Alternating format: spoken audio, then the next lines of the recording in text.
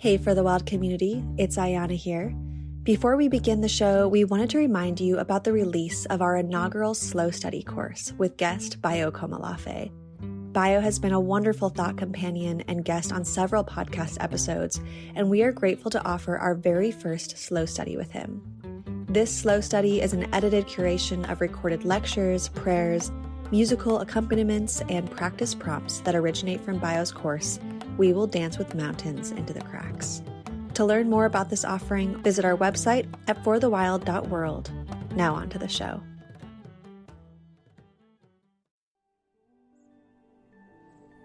Hello, my name is brontë Velez, and I am so humbled to introduce this special episode on For the Wild. In this conversation, I join as a guest host to interview the brilliant and phenomenal and heart-centered and generous and right on time, Tiffany Lethabo King. The land remembers you, right? Yeah. The land is making space for you. It remembers you. It's calling and pulling you towards it. Tiffany Lethabo King, she, they, is a descendant of African people enslaved in the U.S. South. She grew up in Lenape-Hokan and currently resides on Monacan lands. King is an associate professor of women, gender, and sexuality studies at the University of Virginia. She is also a co-director of the Black and Indigenous Feminist Futures Institute funded by the Mellon Foundation. Tiffany is the author of the Black Shoals, Offshore Formations of Black and Native Studies, published by Duke University Press in 2019. If you ain't got your copy, pick it up for you, a loved one, one of those free book libraries in your neighborhood. Get your copy. As a scholar and teacher, she is committed to thinking about how centuries-long relationships between Black and Indigenous peoples have provided openings to alternative pasts, presents, and futures. Black and Indigenous liberation struggles informed by feminist and queer politics, as well as artistic production and quotidian acts of survival and experimentation, inspires her forthcoming scholarly and community building work. I loved this conversation with Tiffany, and I am so grateful for what emerged in our time together. Our conversation traverses sacred laughter, Black and Indigenous feminisms, sexuality, liberation, ceremony, and protocol. It was recorded in January of 2021. Elements of our conversation score a project called Can I Get a Witness, a collaboration between For the Wild and Led to Life. Can I Get a Witness is a transmedia project that traces two queer Black Latinx femmes, myself and Steph Hewitt, dancing before and being danced by the ecology, memory, and stories of the Tongass National Forest and Glacier Bay in southeast Alaska, unceded Tlingit, Haida, Tsimshian territories. Scored by field recordings and music by Jordi Rosales and Jose Rivera, interviews from For the Wild podcast with Tiffany King, what you're about to hear, Wanda Kashudaha and Kasayage, matriarchal Tlingit elders and lifelong forest defenders of the Tongass and Glacier Bay, interviewed by Ayana Young, with footage from Molly Lebov and Jade Begay. The film in Constellated Media utilizes dance as a grammar to hold the complexity of its narrative, tracing connections between melting ice in Alaska and the disappearing Caribbean, the separation of Black and Indigenous relations, and the critical suture that Black and Indigenous femme survival requires the Earth's health. Quote, dance as a grammar, unquote, and quote, the land's refusal to be separated from flesh, unquote, are beautiful offerings and signifiers you'll hear from Tiffany King in this interview. I want to extend my deepest gratitude to the brilliant and dear Jazmín Torres, who is my research and thought partner, my chismetics, my spiritual companion for this interview. I appreciate you so much. Thank you, Jazmín, for your study, heart, wisdom, and prayer, all that you contributed for this interview to be possible. To the listeners, I hope this conversation between Tiffany and I opens imagination and healing for you. I hope it brings you joy. I encourage you to also encounter the filmic aspects of this conversation through Can I Get a Witness? Enjoy. I love that. I love that. Thank you for that affirmation and the way it relaxes my nervous system. And yeah, it tells me, affirms and confirms that I'm on the right path. And what you shared about moving toward Black livingness as opposed to an archive or, an excavation around Black death made me think of someone I was trained under, Professor Greg Childs, who was at Brandeis University, who talked about, I remember the first time I heard him speak, he talked about a project he was working on looking at an enslaved rebellion in Brazil in the 18th century. And he's talking about how he was going through the archive in an attempt to kind of locate how this main instigator of the rebellion went about their sedition. And he found himself in his excavation actually taking on the life and posture of slave catcher. And he was saying, finding this will be really perhaps good for my book or for the academy or the conferences I go to have this writing or text that no one has ever had, but actually for those people at that moment, those Black folks in Brazil, to not be found allows them to still be free and to be fugitive. And what am I really trying to find? And I loved that reapproach to protecting fugitivity, protecting marriage, and how to, what Juliet Singh talks about, this idea that no archive will restore you. I really love this kind of like, how do we be careful with how we approach history, how we approach historiography.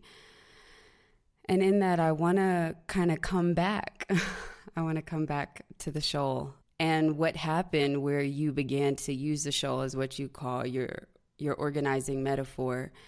And how did the shoal, it sounded like the shoal encountered you through kind of continuing to pass Flat Shoals Row, which I grew up right near. I'm curious how the shoal encountered you to reimagine your scholarship around Black and Native studies and relations. And where were you before you encountered the shoal? How were you approaching the work? No, thank you for all of that. We're going to have to definitely come back to what your professor was saying about like taking on the persona embodiment of slave catchers. That people are so close to having that happen all the time in the academy. You have to actively work against that. So thank you for that reminder. And in all forms of work, I'm sure. But I often tell this story about the geography that you grew up around and on, right? When I'm talking to folks about this organizing metaphor of the shore, I know that I was looking for a space of encounter, both between Black and Indigenous folks and the metaphors that academic fields often rely on, like the Black Atlantic or the Oceanic for diaspora and Black folks, right? And terra and land for Indigenous folks. And I'm like, where do those metaphors and geographies meet up and touch each other and become something different? And for a while, I was probably 3 years deep into like actually working on the manuscript and was dealing with the shoreline, right? I had all these files that I was working on, like an intro, the chapter 1, chapter 2, and I kept coming back to the intro and I was thinking and reworking and always struggling with the fact that the shore wasn't enough. Like it was just something that the shore wasn't doing for me, brontë. And it was like, well, I don't know. Is it that like the shore is something that nations often claim, right? They get incorporated into nation states and become a part of territory very easily, right? If you look at any kind of like televisual or filmic kind of recreation of a scene of conquest where the explorers and conquistadors are coming onto shore, they plant a flag there. And I'm like, that's not what that's not the place. That's not the place, right? And I was just struggling and searching and doing a lot of labor to figure out something else. And I couldn't write myself into it, like literally WRITE. I could not write myself into it. And so I was, on a very deep subconscious level in a place of searching, but just doing a very mundane thing of driving, like a lot of my other mundane kinds of activities of like, unfortunately, like being on my phone before bed or washing dishes, other things would come to me, right? When I wasn't so aggressively and actively trying to sort things out analytically, just in the kind of act of driving and letting myself flow with the particular kind of urban and even gentrified geography that now Flat Shoals is, things just started to like move, right? There was a certain, when I stopped being so muscular about the searching, like all of these things I could be aware of and be more open to. So literally after years of driving down Flat Shoals in this space of need and openness, right? Moving through the landscape, I decided to pay attention, right? My body was just ready to pay attention in a deeper and more meaningful way to how these geographical markers, even some of them being settler markers, right? That street sign did not emerge because of Muskogee people naming this place, right? So again, the white kind of shifting of geographies and using those geographic metaphors, I was like, what is a shoal, right? And like Wow. thought about, this is what I need, because a shoal not only is a place where the ocean floor comes up to meet the surface of the water, it moves, right? If it's a sand formation or a coral formation, over time that shoal's not going to be in the same place. It's elusive. Also, shoals are dangerous, right? Before the 19th century, where there was a way to do like a cross section of the ocean and people had been able to map through sound where the ocean floor rose up, ships would be wrecked, people would die, right? The entire cargo would be lost, right? They're dangerous, right? They force these vessels where I imagine these white conquistadors come settlers who are enslaving people, they have to be careful, their lives are at jeopardy. So I'm like, this shoal does so much. And I have to think with it. It's giving me something that the shore is not, right? And so it also made me think about the different kinds of attentions we have with our bodies, right? Like what it means to be creating work and where we have to listen and where we have to feel. And that this is not just a fully cerebral kind of project. And that cerebral kind of activity is a thing that the university privileges, right? And they, even if people are having, particularly white subjects are having experiences like these that rely on other kinds of senses, you're not supposed to talk about that because that's not real intellectual labor. But I was like, Mm-hmm. no, I have to actually acknowledge all of the ways that the spirit conspired, that the landscape conspired, that a landscape that has been dominated and reworked and gentrified, right, through our fucked up notion of what the human has to do to space and land, broke through that day, right? And gave Wow. me something else. So, and the geography where you grew up, right, was pulsing and speaking to me. So Wow. yeah, that's how that happened. Ooh, that is potent. It makes me tingle all over thinking about. I think so much about scholar A. Lori Palmer, who I believe is out of UC Santa Cruz, whose text In the Aura of a Whole has really impacted me. It's about sites of material extraction, and she's visiting all of these different places that are out of view, where they're extracting helium and aluminum and processing all of these elements that are so essential to our material lives. And she has this part in her opening where she talks about imagining a gential matter and how difficult some of these elements are to actually process, the millions of dollars of manufacturing going into taking them out of the ground. And can we imagine that the matter has agency and refusal to be extracted, and that they're making people do a lot of fucking work to take them out of their resting place? And I just imagine that what you just said, that feels like it's from another part of the body and spirit of the shoal, even if displaced, and even if the geography has been paved over and cemented and gentrified and changed, and you no longer know what the earth there is like, that even still they snuck their way into the sign for you to see it, the street sign.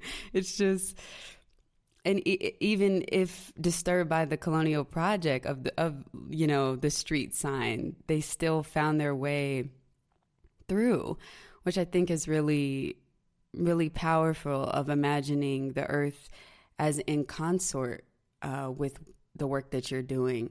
And I keep thinking about how you use a geologic grammar. And I'm wondering about how, the earth changed your relationship to English, because I've noticed in the text you're letting the shoal literally straight up speak through you. I'm just wondering how that changed your relationship to English. Ooh, that's a deep question. And I think that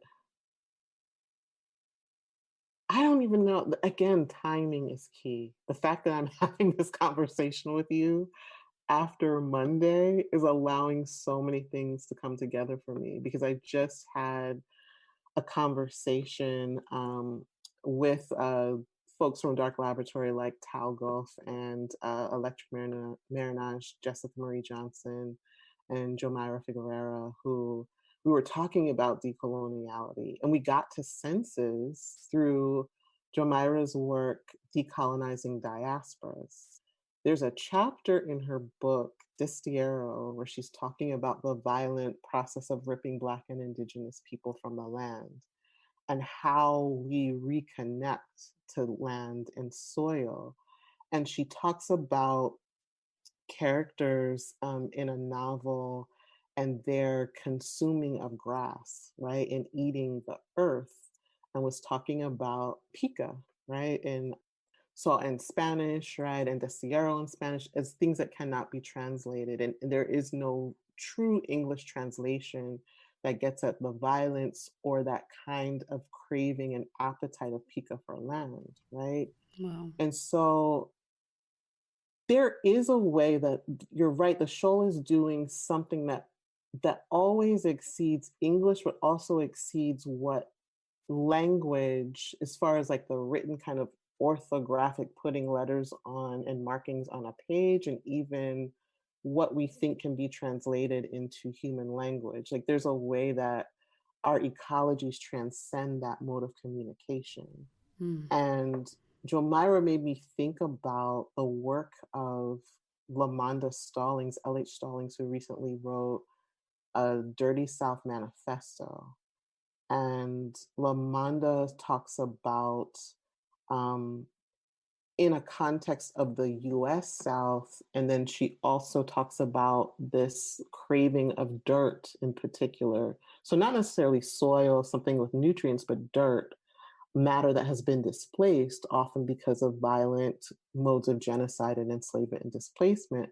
But Black people's desire for that, whether it's in urban spaces on the continent in Africa or in the US South, and certainly Jomira could pull us to the Caribbean, but this desire to eat dirt, she reframes it as actually the land's refusal to be separated from flesh. Oof. That sent me. Wow. Right? Like your actual bodily desire is a pulling from the earth because the earth refuses to be separated from you. So it will make you crave it, right? So talk about agency, right? And that sense of the erotic. And I had brontë. So as a part of like my scaffolding, that everything that could bring me to the show, it brought me back to, I think it was 2014. So this is before I even had a book project. I was like still thinking about, I just wrote a dissertation. I have nothing in me. There's no way I can write a book. I'm probably going to lose my job. Like whatever. I just wrote a whole ass dissertation. Like, I don't know what y'all want from me, right? But it takes me back to like how the land was working on me. I went on this incredible hike with these two Black folks who, one had left Russia, the other was a brother who had grown up in like Portland, somewhere in the Pacific Northwest. They met on some interesting dating site that was like Black people who fuck with nature. I love that. So literally this Black woman from Russia and this Black US born man come together in Cachoeira, in the mountains of Cachoeira in Bahia, take me on this hike on a dry riverbed, Rio Preto. And I was freaked out, brontë. I told this story on Monday. I was like, you know, I had gotten into this weird mode where I was kind of out of balance and not dipping into like moving with joy. So like I hadn't really like worked my heart and my lungs in the way I needed to before going on this hike. And they're like, be ready. So like make sure, you know, your limber, you're doing your movements, didn't listen, showed up unprepared. Didn't do what they said, and was freaking out because it required a lot of exertion. Like right before then, we had like climbed for like 800 meters, like literally using my hands and my feet to climb. And then we're on this riverbed. So I was exhausted, and it was kind of still slick, right? So there wasn't water coursing through it, but it's still slick. Moss, other kinds of life is there. And I felt like I was going to twist an ankle or twist a knee, and I was freaking out and I had to calm myself down. And when I was like, the spirit of like breathe and trust was there. And when I was moving, after I had calmed down and just kind of surrendered to the energy of that riverbed, without a lot of effort, rarely any, like there was always a place to put my foot, like a small space that was perfectly made for like the tip of my foot, the ball of my foot that put me on secure ground. So I could deeply relate to what Lamanda was talking about and what Jackie Alexander is talking about. The land remembers you, right? Yeah. The land is making space for you. It remembers you. It's calling and pulling you towards it. And so I think that 2014 experience also worked on my body in a way to prepare me to be in a place to be open to the shoal, right? Even a shoal that was invisible, as you said, manipulated English language and appeared on a sign for me, right? There's all this other stuff that happened before I got to writing this book, right?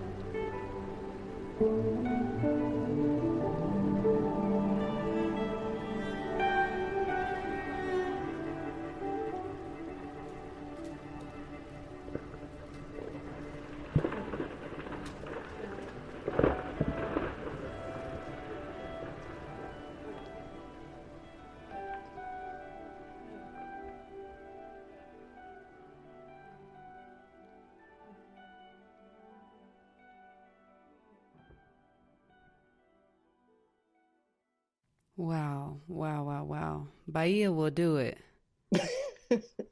Bahia will really do it.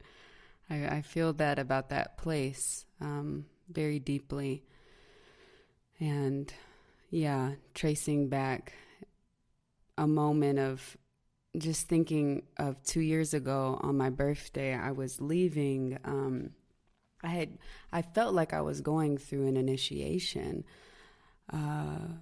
after a ceremony that led to life held in Oakland, unceded Ohlone territory, where we had transformed guns with the crucible into these molds that were stars, that were the constellations above Oscar Grant the evening he was murdered 10 years prior. And there had just been a lot of calling of like, okay, I want to be working at a different level. And I started to speak without care or protection. I started to say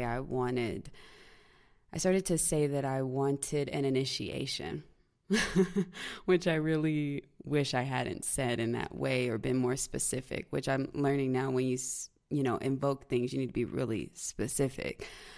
And I went on our birthday to Salvador, and I was feeling called to be there because it's the day that they honor Yemaya. And I wanted to feel this kind of initiatory moment with land, with the orishas, with my solar return. And all to say, I ended up getting on our birthday, I got attacked. And while in Brazil, I got robbed. And my offerings almost got taken. But my whole bag, and I had these offerings to give to the ocean, and I had already gotten in the water, and I just started asking Yemaya for things for my life, and there was no presence. And this is not to say that, if I would have prayed, I wouldn't have been hurt. It's not that simple. But there was this correction I felt, a spiritual correction I felt after. I was safe, I was fine. I was able to look at this person where it really felt spiritual, and to look them in their eyes and be like, you don't know who you're fucking with. You don't know who you're robbing right now. You don't know what state I'm in and what impact this is going to have. And it also brought me into this moment of Black Americanhood and this Black man in Brazil taking from me. And there was so much going on a spiritual level. And I remember after shaking, the sun is now rising, it's our birthday, and the fireworks are going, and the offerings are beginning to be taken out to the water. And I end up now finding my friends again, and we can barely understand each other. I was set up with them. We're trying to speak between Spanish and Portuguese, and they tell me to just bring my hand to the water because my hand had been injured in this event. And I remember coming to the water shaking. I was shaking, and I felt the ocean there take me in the way that I think my body wanted to. I think my body actually, not on some like I deserve the hurt, but that ocean and what I had come for was actually that I wanted to come with that level of reverence for my body to be in that state of shaking, of trance of the Holy Ghost, and of coming to water with reverence. And I've never related to the earth flippantly since. I've never gone since, and I've never gone back to the earth without bringing my offerings, and without giving thanks, and without acknowledging where I am, and trusting what it means that there are other powers at play moving. And it makes me think about some of when we're talking about the flesh and the earth actually wanting our flesh, it makes me think about your language around Black feminist flesh analytics and Native feminist flesh analytics. And I think I know what you mean, but I would love to hear, how that language weaves into, and how your theory around the flesh analytics weaves into this craving of the earth for our presence with them, not for our death, which I think white supremacy and terrorism and all of these things has meant that our bodies have come back to the earth too early. But rather this eros, this erotic relationship of our bodies and the land. That was heavy, brontë. Yeah. That was heavy. Yeah. Yeah. Ooh, thank you for that. That was a lot of deep sharing right there. And I agree with you. Like the Atlantic Ocean in particular does not play. Yeah. Oh my gosh, it does not play. That's where you Yeah, I was at the surrendered? Atlantic.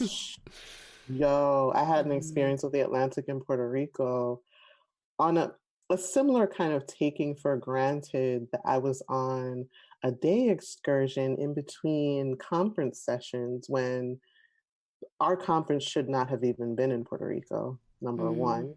So again, diasporan people watch how you travel, right? The ethics of travel, how you decide to encounter other diasporan people who are saying, look, we're colonized. Nah. We're in an antagonistic relationship with the nation that you're coming from, right? Right. So step carefully, perhaps come when you're invited, right? I didn't do that. And I thought I was going to have a pleasurable, like just waiting with the Atlantic. I got worked. There were moments I was scared, and I'm a pretty strong swimmer. I've been swimming for a long time. My daddy taught me really early, right? The ocean was like, not today, hon. Out. I was worn out for the rest of the week. It was like, no. Try again on some other terms. Not today. We're not playing with you. But yeah, like to get back to your question of flesh and alchemies of flesh, I'm starting to think and feel through it seriously, really for the first time, like right now, to like give it some deep attention. I'm not done with the flesh. I know that it has become a heavily circulated keyword. That's what I'm going to say in the academy, in the humanities right now, and used all kinds of ways. Some that I recognize, resonate with, totally appreciate, vibe with. You know, the way that people have given attention to what Hortense Spillers is doing is really important. There are other people doing wild stuff with it. People who don't want to be transformed by a Black feminist word are doing wild stuff with it. And I'm trying to let that notion of flesh, particularly around its erotic lines and pulses, change me in the way that you're saying. And so one of the things that I appreciate that you just said is I want to deal with how the fleshiness of the earth works on us and calls us, particularly Black folks. And I had been a little bit stuck, and one of my colleagues helped me get unstuck. And what I mean by that is I was in, wow, again, another space where the Academy invited me, as well as some other colleagues, Hawaii, right? Another space that I didn't have enough contacts. Like I was able to connect with the brilliant artist and poet Joy Enomoto, who helped us create space and introduced us to, and reintroduced us to some spaces that we needed to be in right relationship with while we were in Hawaii. But I was on a panel and I was struggling, and I was trying to articulate that I wondered if there was a way for Indigenous folks and Black folks, so Indigenous folks of many nations and Black folks of many ethnicities and nations and kinds of identities that exceeded nation and state, to develop a shared language. And I was struggling with it, and I was openly just kind of struggling with where are the spaces that we're code switching, we're speaking the same language, but specifically about land. And I was like, I don't know if we necessarily have it. And I don't know if that's a problem. It's certainly not a deficiency on Black studies part or Black people's part. And my colleague, Circes Mendez, who takes Santeria seriously in that kind of ceremonial space and what happens to what we know is Western gender in that space, how it's reoriented and reconfigured, was like, maybe you're focusing too much on language itself. And there are some restrictions around that. Just in the way that you're talking about English, Bronte, everything is not about language, what you say or write. Some of it is in dance, right? And she was like, think about the dance for Yemaya, right? That's deeply about the water and ecology. That's its own kind of grammar, right? What happens at the level of the body, that again can't be translated, has to be experienced, co-witnessed, between Black and Indigenous people. So it's bringing me to Black and Indigenous spaces of ceremony, perhaps even since you gifted me with this laughter, right? Gut busting laughter, right? That's the space of the flesh. And that's the alchemy I'm trying to get to, like the doing and the changing and the transforming that I'm trying to get to and articulate. And will certainly be thinking with the work you're doing, particularly dance that you're doing. I can't wait to see some pieces of this project, at least those that could have been, I guess, archived for us through video, moving image, and even still. Again, beyond the body, but the flesh. What is flesh? Flesh, both at the ecological level, land, water, sky, and our flesh is deeply connected to that. What does that mean? What is that changing and shaping and manifesting and giving us? So that's what I think that I'm feeling through and working through right now. And we'll see what it means to bring that to language and what other tools I have to use, perhaps performance and voice, and some non-spoken things to get to that. Wow. Thank you.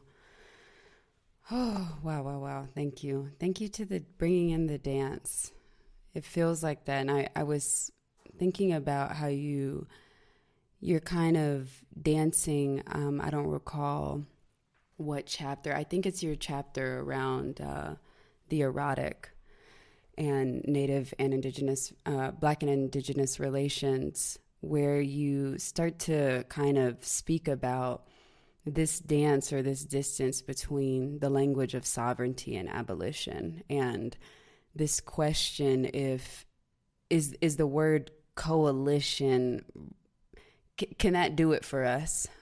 You talk about how, quote, perhaps coalition, as Billy Ray Belcourt argues about sovereignty, has been weighted down in political speak.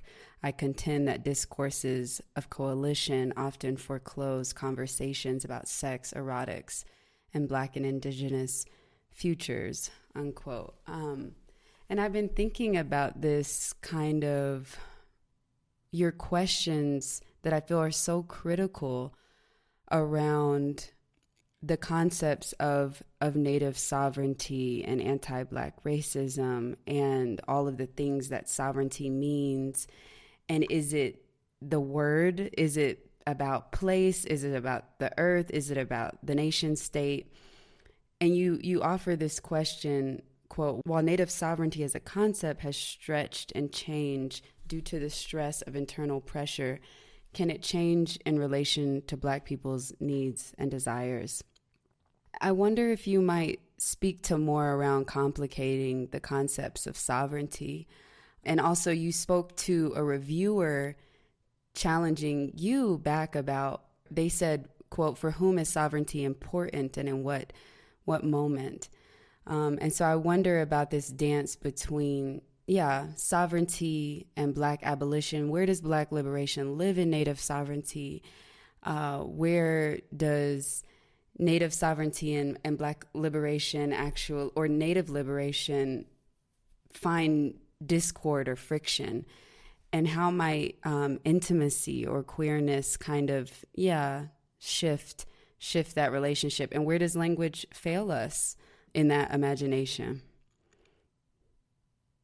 Yeah, that was a chapter that really challenged me for a number of reasons. Just to, again, right at the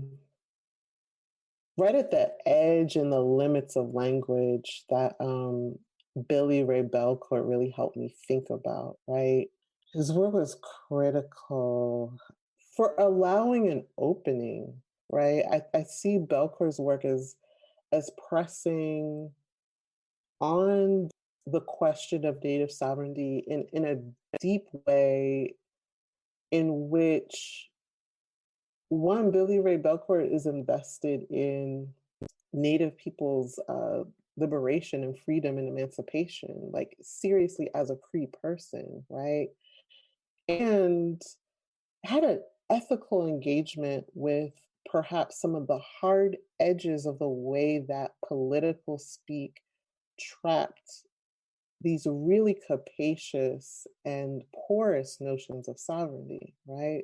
And was, as a poet, was paying attention to where Western language and notions of like bounded individual selves crept into, in violent ways, Indigenous notions of fleshiness, right? Of erotics, of a capacity to change and change in relationship to the other. And I extended his discussion of that space of erotics. And he's explicitly, as a queer and Indigenous queer theorist, talking about sex and fucking, right? So literally talking about that space as being a space of radical encounter, right? And saying that, yeah, there's something that political speak is not giving us that our own erotic practices and desires can give us. And we need to turn to that if we really want to think about Indigenous futures, right? And wasn't explicitly trying to speak to Black studies, but I found him deeply engaged with some of the ways that Afro-pessimists, speaking specifically of Jared Sexton's The Veil of Slavery, was troubling Native studies. And I really think that there was a conflation happening between white settler colonial studies and Native studies, and he was calling them the same thing when they're not, right? Because it's certainly his form of Native studies or Native decolonization was one that didn't account for Billy Ray Belcourt's thoughts, right? And Billy Ray Belcourt's notion of what Indigenous futurity meant. And so I was really trying to deal with this debate, right?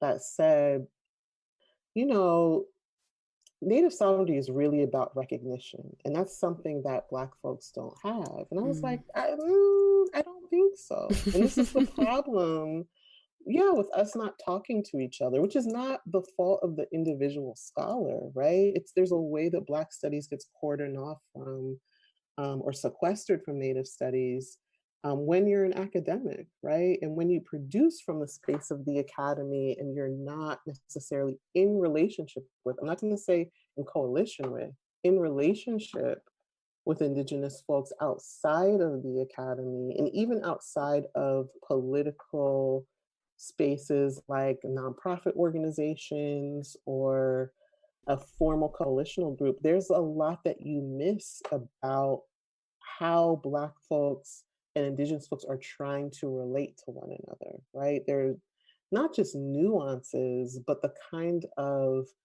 fleshy transformative experiences that we have with one another, like in the trenches with one another, right?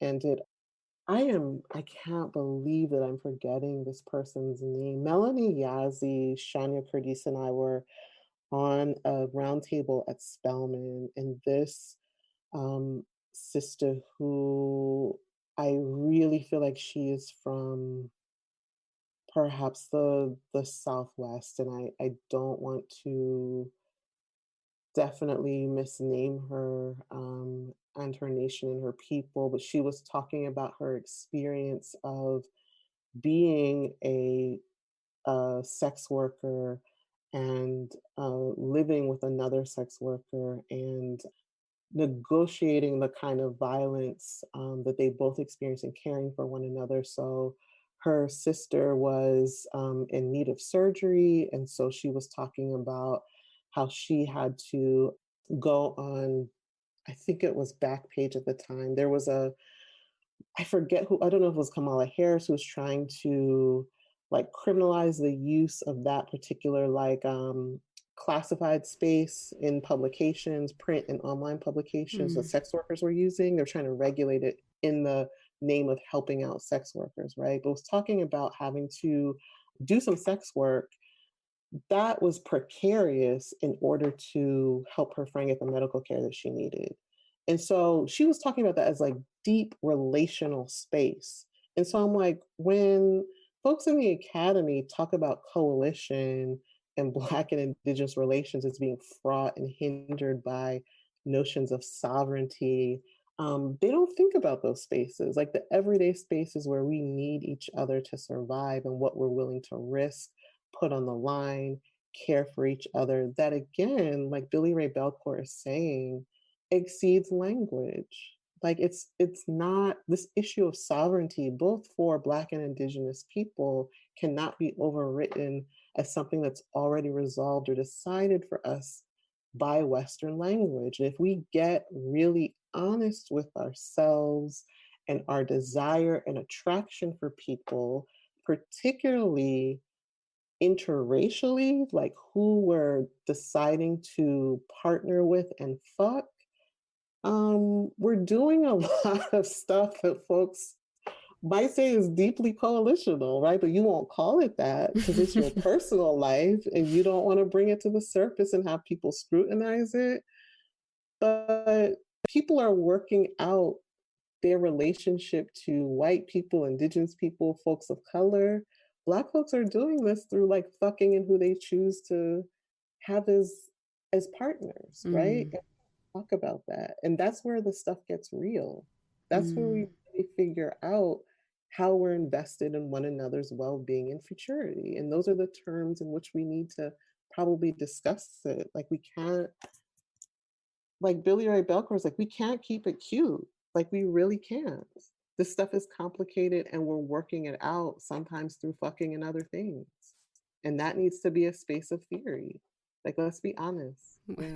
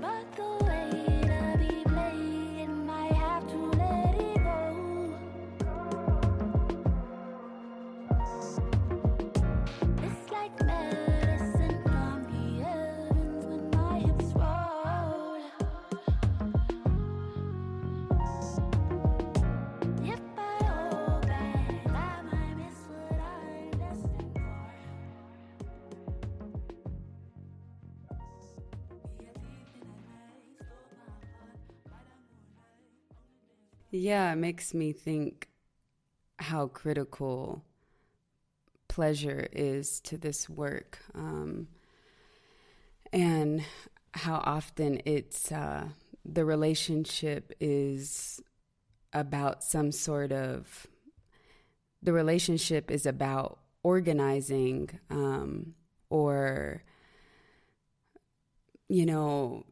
changing our conditions, or speaking to the state, or imagining that the state is what will kind of give us our power. And what our work is to do is to kind of collaborate in order to receive those reparations or freedom from the state, rather than to perhaps find what is possible between one another, and what's possible beyond what's possible inside of other sites of power. It makes me think in your new text that you the anthology that you're editing, that you just edited, Otherwise Worlds, Chris Finley comes in and talks about this kind of language of failing our way into intimacy and how we might embrace failure in the attempt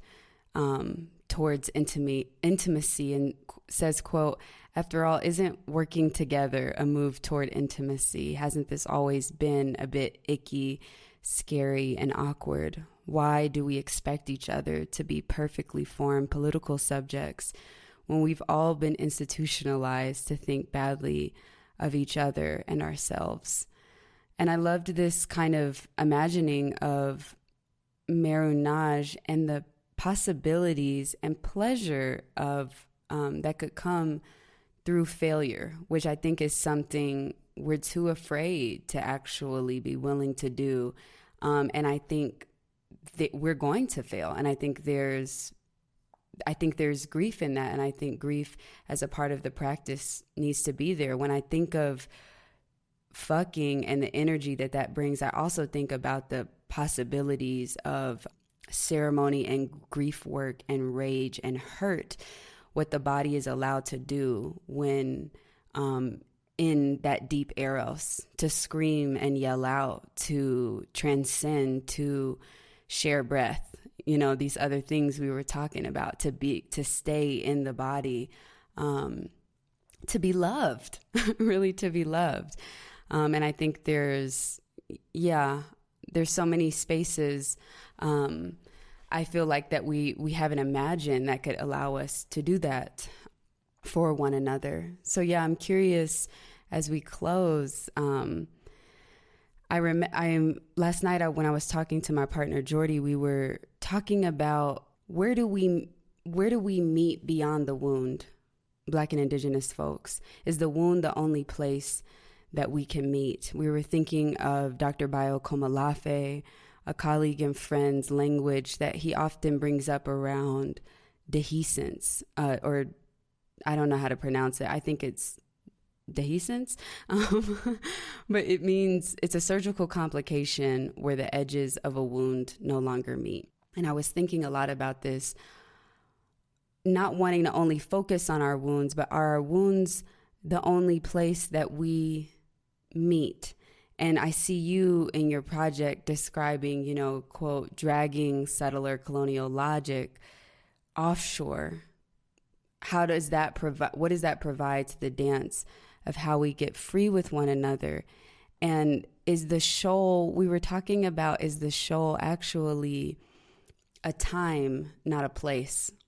And how we might want to displace liberation, because we were chatting about this elder Orland Bishop who said to me when I was headed from Oakland to Memphis to be and sit at the Lorraine Motel before Led to Life's 50th anniversary ceremonies of Dr. King's assassination, I said to him, I don't know why I'm taking the train. And he said, it's because you're going to a time, not a place. And the act of marching was actually the anticipation of knowing that we were committing and agreeing to another relationship to time, to our freedom. And so the body and the gesture moving through place was just acknowledging that agreement. And so a couple of different things there as we end: failure, intimacy, time, and what's beyond the wound here for us with Black and Indigenous folks. If you might leave us with a little prophecy. Woo! You can't leave me with that. Our dwindling time. And we will reconnect on this. But I think you said it. Wow, like marching is the creation of time, right? And the preparation for a shift. Like, why am I this is about moving to a time. And it makes me think, to try to encapsulate some of my thoughts and move towards where you're thinking of taking us beyond the wound of Black and Indigenous betrayal, or where we may have been perceived to betray each other. I had just had the opportunity on Monday to think about this because someone who was in the audience of our panel for Dark Laboratory and Electric Marriage was asking specifically about a map that I look at, an 18th century map in my second chapter, and why I had not focused more on the Cherokee practice of slavery, right? And it was like, I definitely want to address that and talk to that, but I also was challenged to and invited the challenge of thinking about a time before that became the central narrative about Cherokee and Black people's relationship. And it was a time where I could locate a time, right? That 1757 map where Black life and Indigenous life was oriented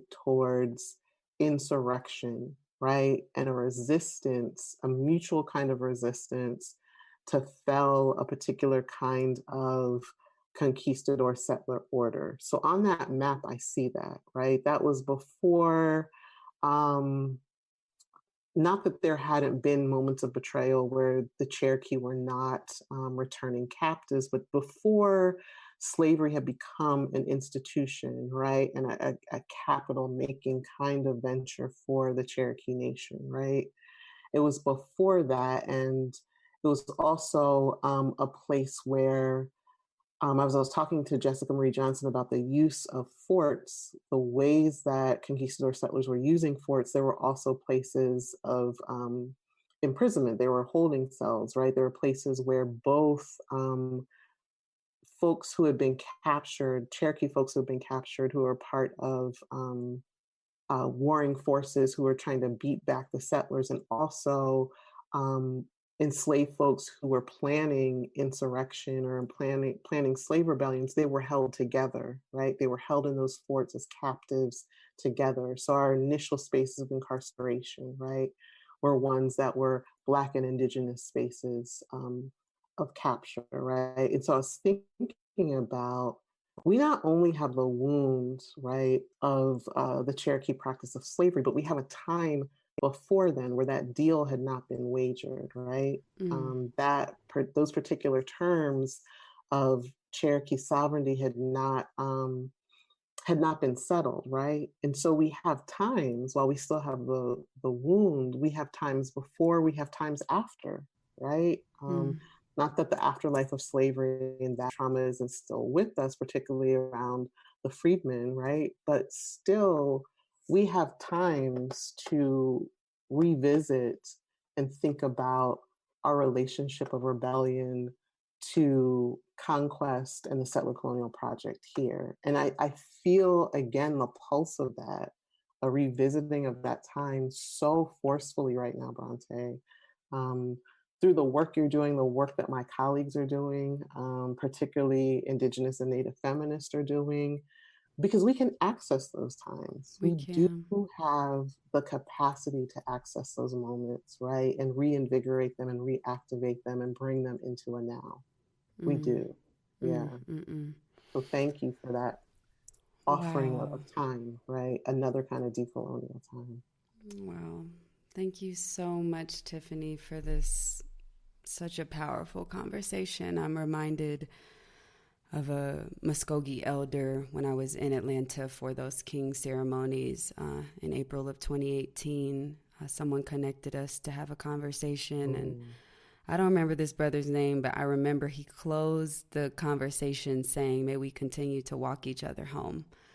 And so I pray that we continue to do that, that Black and Indigenous folks continue to do that for one another, and that it's not necessarily, my friend Esperanza shared recently of her mom reading an article about a houseless family, and they were interviewing the child and being like, how does it feel now to have a house? And he said, oh, we always had a home. We just needed a house to put our home into.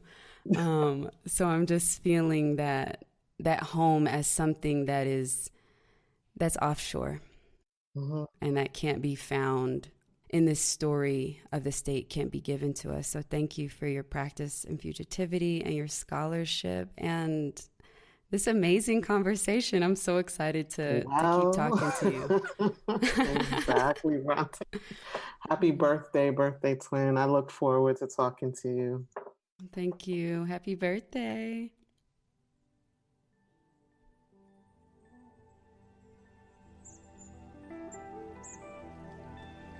Thank you for listening to part 2 of Brontë Velez's conversation with Tiffany Lethabo King.